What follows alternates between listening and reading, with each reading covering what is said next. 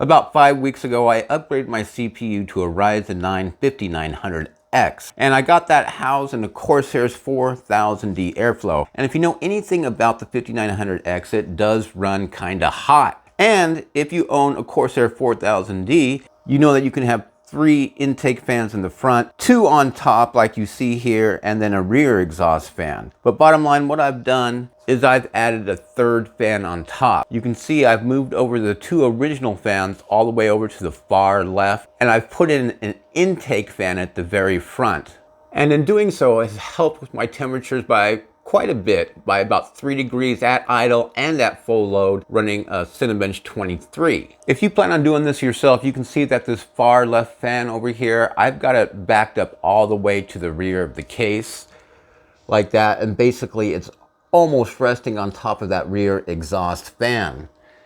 And by doing so, I'm unable to screw in these 2 screws, and I only have them secured on the far right side.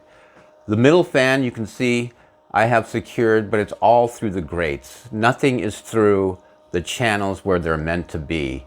And as far as the front intake fan right here, I have that offset a little bit. You can see I have it further towards me right here.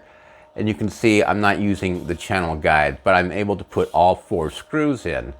And the reason it's offset, you can see it's a little bit lower than the middle fan here, is because this fan pretty much interferes with the front I/O, so you have to be really careful. But I was able to finagle it. And another thing about adding a 10th Noctua fan right here is that I am all out of room as far as fan headers and splitters are concerned. And so I had to plug in that fan right there, that intake, to the I/O header. And with doing that, I'm not able to control the fan speed, so it is stuck on 100%. And right now you can probably hear that noise. It's creating some sort of wind sound by intaking the air through this kind of grate right here. But if I throw on the dust cover right here, it negates that sound by more than half. I don't know if I'm going to live with this setup, but being a PC enthusiast, I thought it'd be cool to add a 10th Noctua fan. It definitely is a Noctua themed build. So if you want to lower your temperatures with your Ryzen 9 5900X inside Corsair's 4000D, consider throwing in an extra fan on the top.